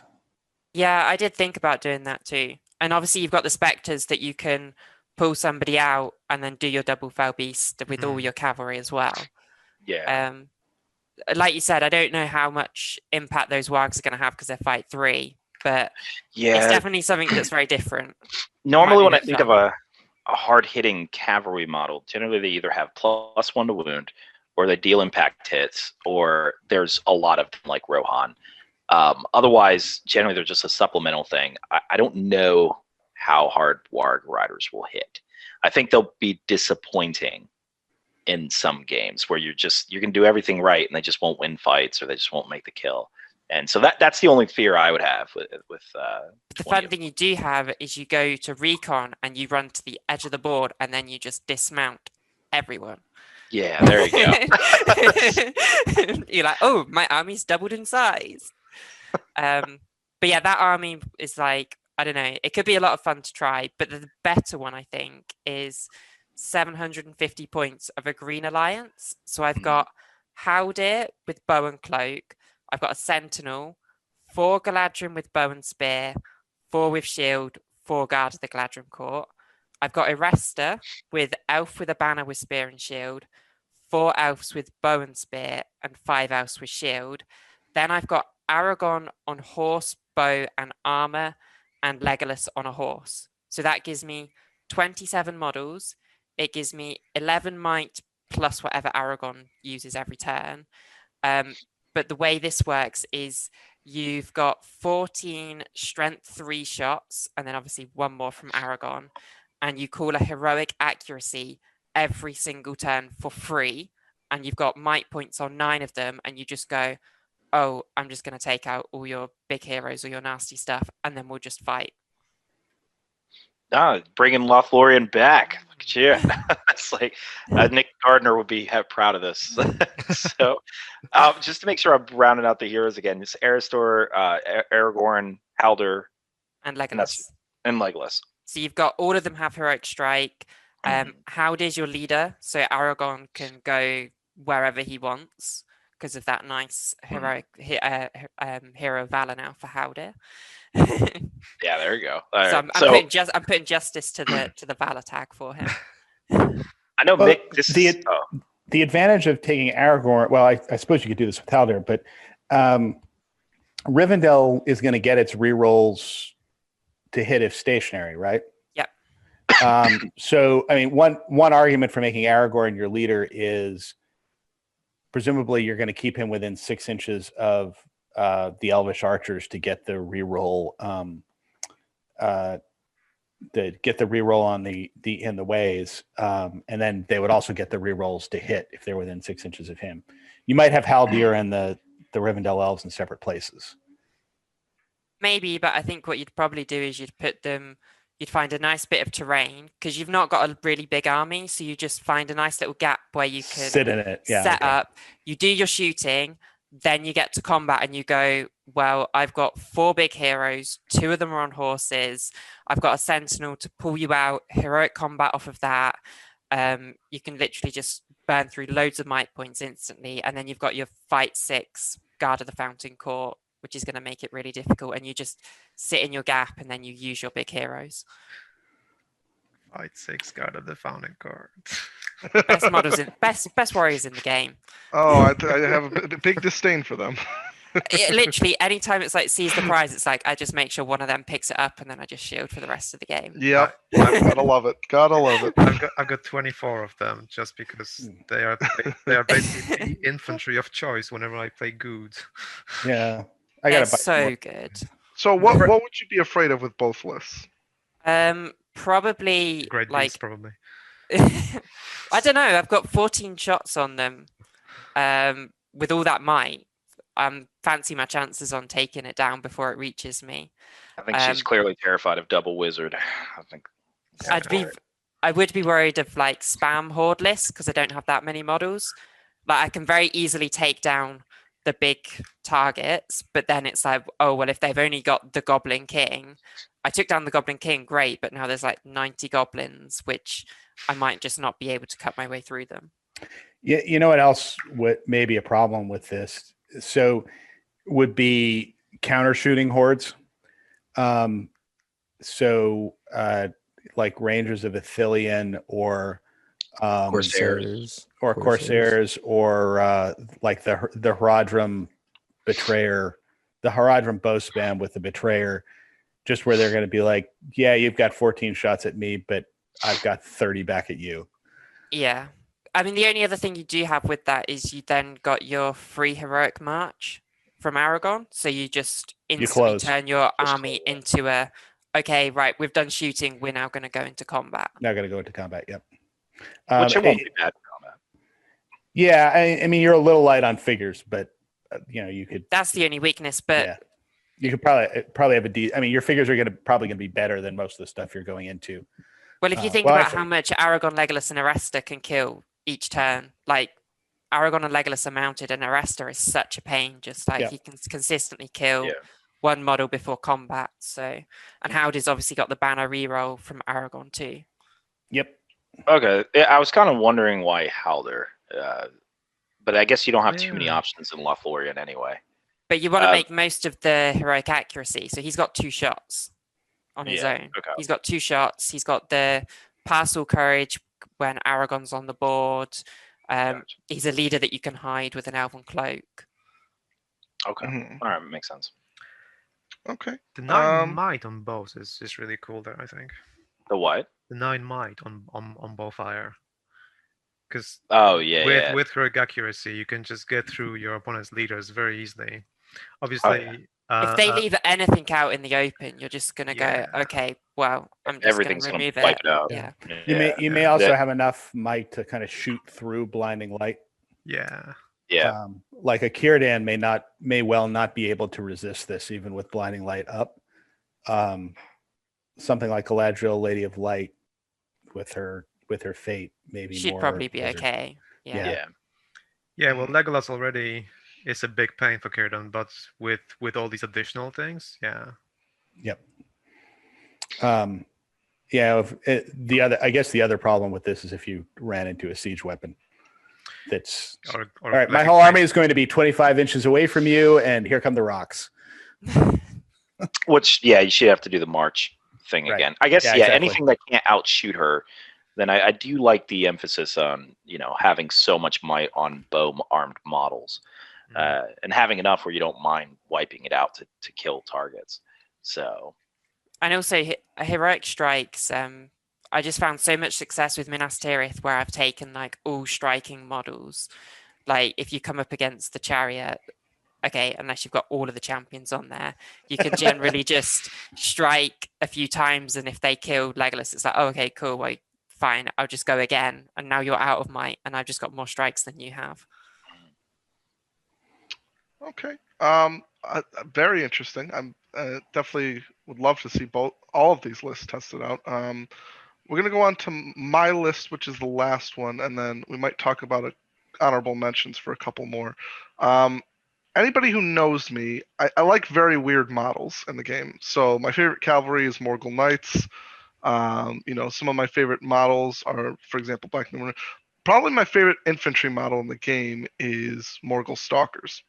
And so I always want to make them meta. I don't know if it's possible, but I think I've made a list that only works at this points value. I haven't been. I tried for hours to make it work at different points value. I think this one could do something at 700 points. So I made a 700 point list. I did a little tinkering, and I think this is the best version of the list. I came up with 3 that I liked, but I think this is the best out of the 3. So it is Suladan on horse with 18 Serpent Guard, and the Shadow Lord on Fell Beast with 15 Morgul Stalkers, Gurits, 3 Morgul Stalkers, 2 Orcs with shields, 2 Orcs with spear, and 1 Orc with spear and shield. It's 44 models at 700 points. It has 8 might. It has Suladan and the Shadow Lord if he needs to fight. Plus he has the increased base size for the protecting everybody from shooting. The main concept here is that at 700 points, even though 44 models isn't like, knock your pants off kind of numbers, it'll probably get the benefit from the overnumbering your opponent thing if you can do it well. And so if that works out, then your front rank of Morgul Stalkers will be Courage 4, so they're much more likely to charge things. And at the same time, it allows them to auto reroll 1s. And so with Gurits, making it so that even on Maelstrom you deploy together, you'll have, if everything works out, You'll deploy together. You have the Serpent Guard in the back rank, and you'll have your Morgul Stalkers in the front. And so when you go into fights, you'll have 3 dice, and with Suladan around, you'll get a banner reroll. And if you win the fight, you'll have 3 dice, all rerolling ones if you're outnumbering, 2 of them being strength 4. And you can do a lot of damage with 3 dice, with 2/3 of them at strength 4 rerolling ones. And then you have Suladan to do some damage in the front rank. Shadow Lord has the ability to cast magic if he needs to. If he needs to do a hurl, if he needs to fight a hero, has that ability. And then Guritz is there for if you need to call marches, if you need to call heroic move, if you need to. And another thing is, a lot of people forget about Guritz is if you can get him in on a good situation, he is strength 6 piercing striking, and he has the ability to go 2-handed. So he could be strength 6 with +1 to wound. And if you get a trapped model on him, that's pretty devastating to do that much damage with a model that only costs 60 points. Yeah, 44 models, 8 might, and the concept's relatively simple. Serpent Guard in the back, Morgul Stalkers in the front, with a couple orcs in there to boost the numbers. I thought about doing half bows, but then I thought it's not worth it to lose the fight 4 in the back rank, so I didn't go with any bows from Suladan's warband. But yeah, what do you guys think? I have a question. Yeah. So this is a question from me and from all of our viewers who never really paid much attention to this particular unit. So what the heck is a Morgul Stalker then? So basically, a Morgul Stalker is 10 points. It is fight 3, strength 4. It has 2 attacks, unlike most models. So it's a relatively cheap model with 2 attacks. And it does have an increase of, it has 1 wound, but it has an increase to courage 3. So that's why if it has the army bonus, it goes to courage 4. And it's just out, and then also has a rule called Stalk Unseen. So basically, it has an elven cloak at all times. So if you want to put him on objectives, he can hide behind a rock and then come out and attack with the 2 attacks at strength 4. So they're like elves, but not quite. Well, yeah, well, Minus the fight value. minus every other quality. Yes, they're like plus the points. Well, and with 2 attacks Yeah. and only 1 eye. But in essence, aren't orcs like modified elves anyway? I Yeah, guess. That's true. Yeah. That's true. Yeah. Well, I think that's where they came from, right? Yeah. Tim, what was your It's- last warband? It was Guritz with 3 Morgul Stalkers, 2 orcs with shield, 2 orcs with spear, 1 orc with shield and spear. Okay, got it. So what is really interesting is that at the ETC in 2019, one of my teammates took a very similar list with Suladan and the Morgul Stalkers to do sort of the same. Oh. You're doing 3 dice with the banner, re-rolling ones to wound.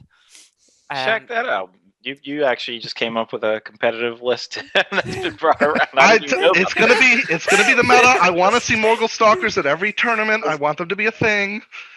I actually, So yeah, I I think want to be known as the Morgul Stalker guy. That's my goal. I'm the Morgul Stalker guy. you got to play the more. only thing was that sort of came up was potentially putting in Gothmog and Kardish because they're obviously orcs. But then the issue was that I was taking Gothmog and Kardish, and we're a team at the ETC, so that he ended up going for the Shadow Lord and Suladan, which I think you do need the Shadow Lord because they're just solo defense. I can't remember exactly how he got on with it. I know that one game I'm pretty sure he played Smaug, so you can kind of remove that from the sample size. I'm not sure if Mick can remember either because Mick was there too. Yeah, but I was refereeing, so I was probably busy doing other things. Refereeing / you did play one game for our team. I did, yeah, because one member of the team couldn't play for some reason. Gothmog with his adding Gothmog with his rule into this would be pretty scary. Yeah, I was Yeah. thinking What do they Gothmog get? too Like when you're plus reading 1 it to off. wound or reroll? Yeah. the So +1 yeah, to they wound. reroll That's to fine. wound. Doesn't he have Well, Master of only Battle against too? men if they're Yeah. within 3 inches. And his Yeah. Master of Battle too. I was thinking like something fun, like maybe keep. I don't know if I'm a fan of the Stalkers. I know you've been preaching it for many years, Tim, but just Gothmog want with them some to be a thing. Warg Riders would be cool with throwing spears. So I had another the strength variation 4. of the list, which was you took the Shadow Lord down to his horse, and you added 2 Serpent Riders, and you added, I believe it was 2 more models, so you ended up at 47 models. And I prefer it actually with the Fell Beast. Yeah. see, and I think Makes that's his Pale of The- Darkness bigger Well, too. even more so, the Fell Beast is answering a lot of problems Mhm. that this list can potentially have, and so I think it's just another tool in his belt. I actually like how a lot of elements of your list is complementing the various weaknesses that you have. So I think a Fell Beast is probably the right choice there. I was going through this, and my original idea was to go with the 47 model list, but then I kept saying to myself, I don't have another hitting hero, so adding the Shadow Lord on horse up to a Fell Beast. Well, yeah, I lose the 2 cavalry models, and I lose 3 models in total, but to get an extra hero of that caliber of doing damage like that, plus I still have 44 models. I can still get Yeah. my bonus at 700 points probably. And I mean, if you get it in combat, which is the whole objective, obviously, it is 3 dice. If you're within 6 inches, it's basically 4 dice to win the fight. That's the key thing. Yeah. Is you're doing the 4 dice to win, and then you're re-rolling those ones to Ones. wound as well. And then 2 of them are strength 4 as well. So oh yeah. So it's just it can do a lot of damage if you win the fight. I would be tempted to put in Goroth over Guritz because he's got that fight 5 heroic strike, so he'd allow you to deal with more of the threats. So I thought about that as like the third hitting option. My only concern is in Maelstrom missions where it splits up. It's not that it doesn't work separated, but it really works in tandem when it's together. So if it gets split up, then it just kind of is like 3 different warbands that are kind of, why do you need 18 spearmen all by themselves, kind of a thing. Yeah, I do feel like this is definitely like a classic bubble army. Like, in a sense, but basically, yeah, you want to be together, and I would worry about Maelstrom quite a bit. Shadow Lord only has 2 points of might. Mhm. Suladon, you probably don't want to spend his might. Mhm. Not on that. So, Gertz is the do perfect like call moves Yeah. type person. Yeah. So the other problem would be, I think the scenario is divide and conquer. It's the one where you like alternate warbands, putting warbands on alternate corners. Mhm. Yeah, that one. And then you gotta. I think what you end up doing is you end up putting Guritz and his little band of guys on one side of the board, and the Shadow Lord Just let and them die. the other. And Well, the good news about the Shadow Guritz Lords, dies valiantly. Yeah. Yeah. They're gonna both just come like in that corner. Yeah, that's right. In the meantime, everything else goes and occupies the center, and you say, "Ha ha, I win." Yeah, exactly. I And think then this is the sort of army where you're gonna either snowball and you're gonna hit that combat, you're gonna take a numbers advantage, and then you're just gonna snowball from there with your army bonus. Yeah. Or you're just gonna sort of lose too many to start with, and then Mhm. you're gonna struggle from there. So I well, think and it's that's probably gonna go one or two ways. and that's why I wanted to take the Shadow Lord as well, was because if I can get as many of these guys into combat as possible, even if I don't get the re-rolling ones benefit to the Morgul Stalkers, there's still 3 attacks at fight 4 going in. So I mean, what I would probably be scared of the most, and I think there are obviously multiple counters to this, but I think the thing I'd be the most scared of is Lothlorien, weirdly enough, because with Lothlorien you're going to get shooting, you're going to get defense 6, you're going to get the higher fight value, and if you do what we said on our podcast on Lothlorien and you hoard out the numbers, well then my numbers don't make a difference, and then you have the heroes to fight my heroes, but then my troops won't chomp. So it just kind of counters it perfectly, I think, is Lothlorien. But I think there are other options as well that would do well against this. I think Yeah, like Rivendell. beasts and things. Yeah, elves in general. I think elves can really screw with this list. I think Rivendell Knights also might give this thing fits. Yeah, I wouldn't be able to catch him. Well, Any horde, yeah. Corsairs, I think, would also be. Yeah, a bunch of crossbows in my face plus throwing weapons would not be pleasant. Well, it's the fight 4 horde too. Yeah, Like they can keep up with you. So Yeah, but if you lose one roll off against the Corsairs, they're throwing and it's killing you on 4s. Your front rank. Well, Yeah. you do have the Shadow Lord, so if you're clustered around him, Yeah, not many of them are going to hit. Yeah. But I mean, the problem is kind of once you get into combat, if every time you lose a fight, you're probably going to end up losing a Morgul Stalker, and they're probably going to have twice as many guys as you do. So I don't know about. I mean, I have 44 mana. I don't know about twice as many. they'll have like 60. Maybe not. So maybe not twice as many, but they'll have a lot. Rainier, At you play 750. Corsairs at 700 points. How many models do you think you're usually getting? 40, 45? I could get 54. 54? Oh my god. 54. Is that what you would take at 700? Is 54 models? Yeah, 54, Okay. 56. So he'd have 10 more models than me. He'd have probably 20, close to 20 bows. It definitely Corsairs would be definitely a tough one to go. Yeah, against. because you can optimize Corsairs. You get 7 points. A Corsair with a throwing weapon that fight 4, like for 7 points. Fight 4, throwing weapon 7 points. You can kind of court them out that way for the back rank and stuff, and backstabbers too. So yeah, then you can even shoot into combat as well. Yeah, I don't know. It would definitely be interesting. This is the best list I could come up with to make the Morgul Stalkers kind of go into a tournament. And you go, oh shoot, I actually have to like really worry about this for a second because this could I do actually a think lot. it's solid. That's something that I would say, yeah, try it out at a tournament, give it a shot. And I can say from that experience, like one of our team took it to the ETC and did well with it, and they definitely went with a positive win ratio for sure. So And arguably, the ETC is the most competitive tournament ever. I believe it is the highest level of because you don't fight easy opponents ever. Like you don't get to hope you round one. That's my understanding. I don't know. I've never been there.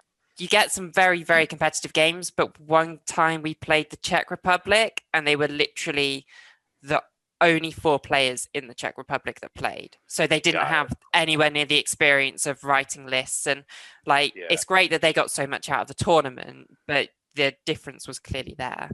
Yeah. Well, and then Team South Korea shows up, and it's just a joke. It's just Rainier times 4. He just cloned himself. Exactly. Himself. We're different hair colors. We're like a K-pop group, and we're like dancing and singing and stuff. No, what it is just go down the tables, just rolling a dice on each one. What it is with Rainier and 5 South Korean kids who thought that they were going to a video game tournament. They're like, what is this? Rainier just finds real. You can touch it. Just finds 5 South Korean people that look very similar to him, and they just go. He's like that person, like the chess movies, where like they go table by table. He just tells everybody what to do. Yeah, and my name's Korean too, Lee. So I'll just be like, bam, bam, bam, whisper, like, roll this, do this, do this, do this. All with the exact same list. All of us are just gonna take Gladrim Court guards. Spam them. Pure Gladrim Court 44 Gladrim Court guards. Well, the good thing about the ETC is you do a drafting system, so you can mitigate for your army's weakness by making sure it avoids different armies. So you can kind of take slightly different competitive lists to the ETC because you go, we can purposefully draft it away from a particular list, and then across your 4 armies, you've got, say, 2 of your armies are all-round armies, and you just go, well, we can use them in the drafting system to sort of go into anybody. So it's a very interesting sort of tournament, and it allows you to create maybe more quirky lists that sort of go, oh, okay, well, if we can put it in, it might lose to, say, 10% of these lists, but we can make sure we guaranteed to avoid them. Yeah, there was it was actually one of our strategies on the ETC in 2018 where we had Ed Ball's Failbees, and was basically, okay, well, out of these 4 opponents, who do we want to throw Failbees at, and who we definitely don't want to throw Failbees at? So then you essentially can just pick off situations where you really have an advantage, and then let's say 2 or 3 of the other players have the tougher game, but then you at least guarantee 1 win from certain games. So I guess we have one more bonus list for everyone who stayed to the end of this podcast. Tim, who we got for a bonus list? So Matt has a very interesting list that he did extremely well with at Nova.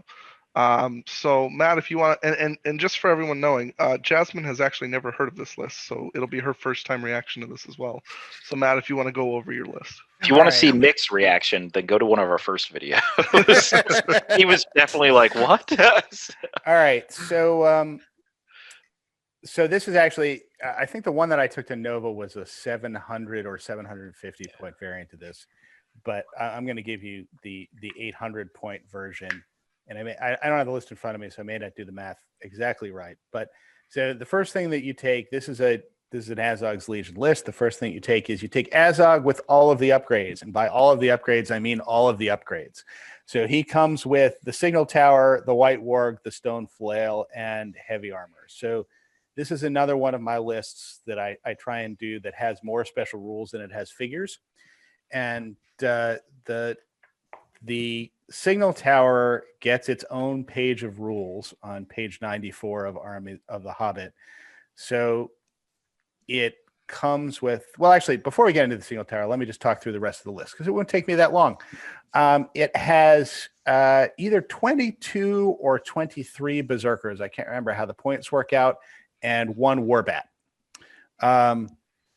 So let's talk through. So it's a 1 warband band. So let's talk through this Signal Tower just because it's, I think, one of the fun pieces of war gear in the game. It comes with 4 banners on top of it, each one of which does a different thing. And the first banner allows all friendly Gundabad models on the battlefield to count themselves as being in range of a banner. So it is a battlefield-wide banner. The second one is the banner of Gundabad, and this gives all Gundabad hero models on the battlefield the ability to call a free heroic march each turn. So everything in the army can heroic march each turn if you wanted to. Then you have the banner of Angmar, and that allows whenever a friendly Gundabad model on the battlefield suffers a wound, roll a d6. On a roll of a natural 6, the wound is ignored, exactly as if a point of the feint had been spent.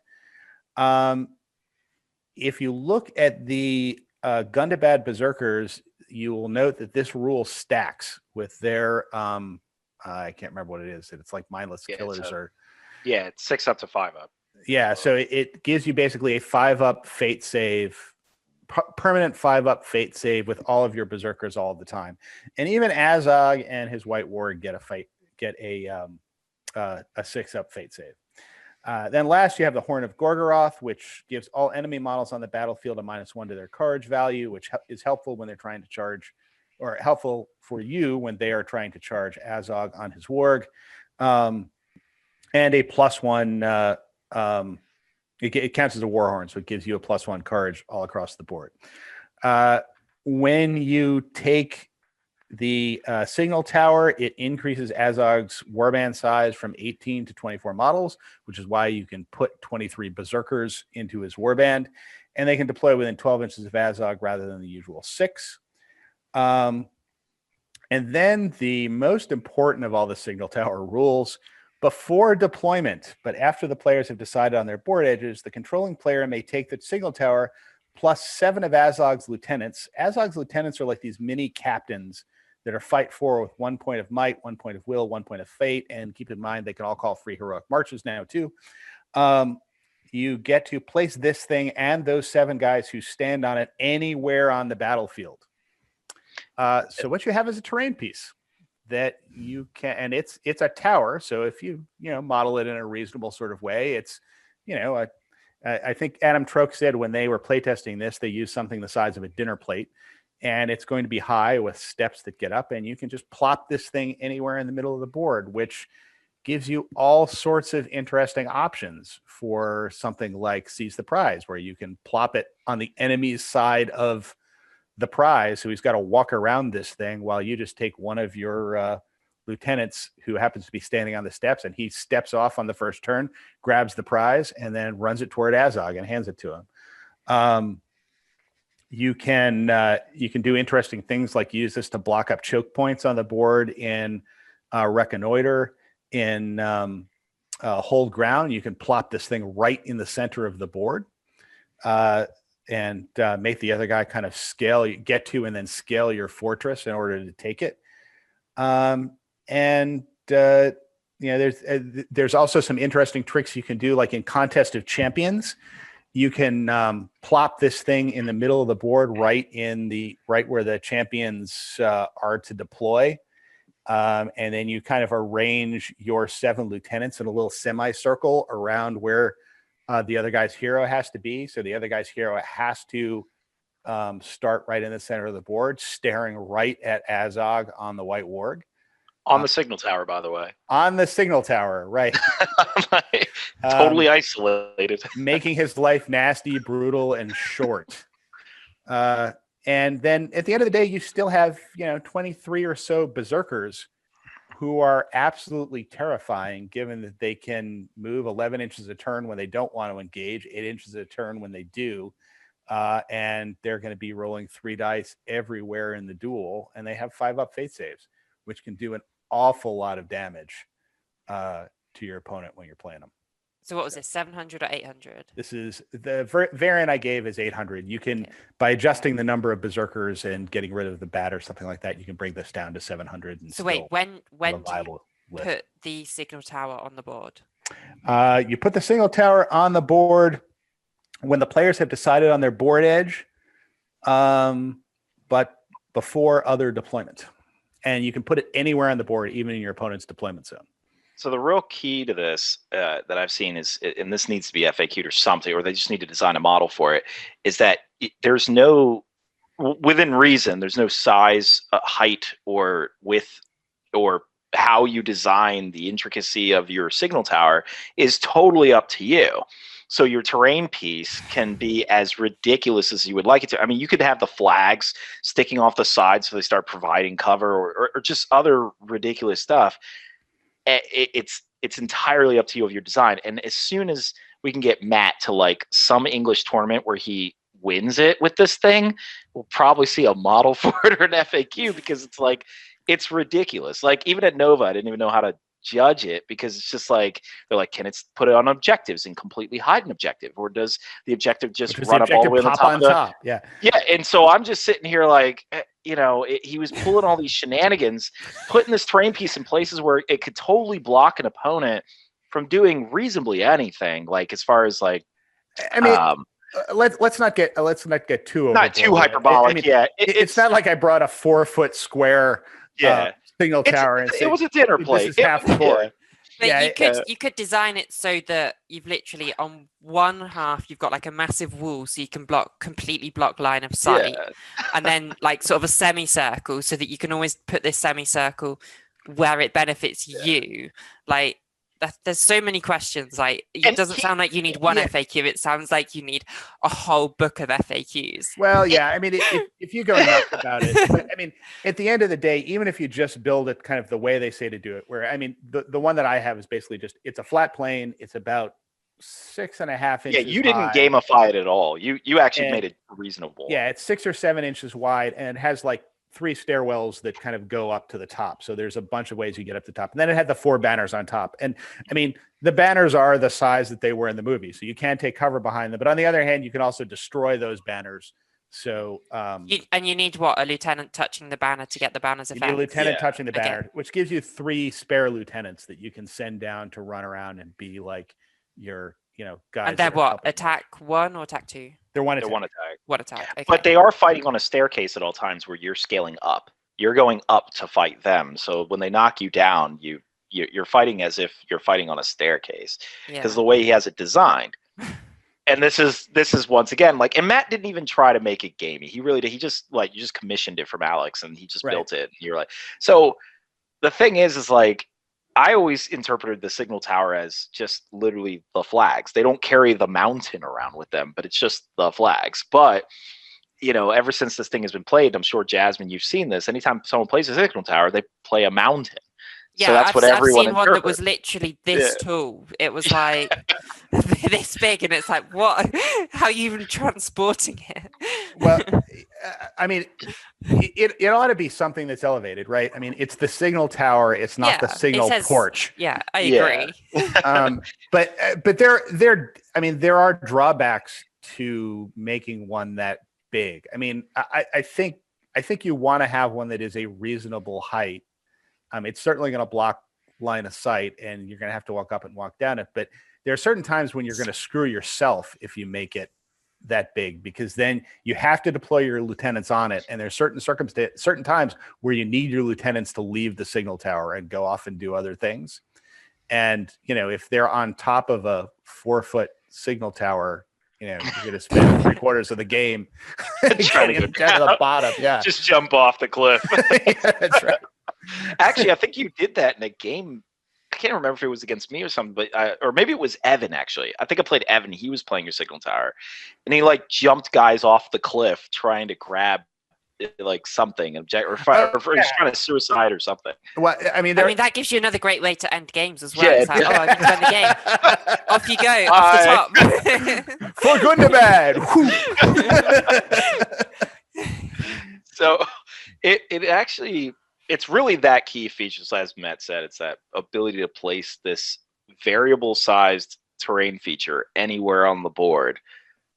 And most boards have terrain. So like at Nova, it creates some really nasty checkpoints because Jasmine, if you don't know, Nova's known for having like kind of replicas of Lord of the Rings, like dioramas, essentially, like kind of the world of Middle Earth. And so some of those boards can get intricate. And but even at stuff like Articon, where the terrain is a lot more sparse and normal, it can really mess you up. Especially if you're playing Contest of Champions and you suddenly find yourself in a cage match with Azog. And no way to reinforce it. Yeah, that's right. It's certainly interesting. Like you said, I think we tend to have less scenery here, but yeah, however that thing looks, I think it's sort of gonna depend on. But I mean, the first advantage you get is that your signal tower is unique to you. So you know the advantages of your signal tower. Whether you've commissioned it for gaming or not, you know at least how to place your one down. I guess the sort of armies you lose to is like spam hordes. So yes and no. You actually have a decent number of figures, and it's another one of these games where you play turns really quick. So you can actually kind of mulch through hordes pretty quickly. The times I've lost with it tend to be against Fight 5 spam. Either elves or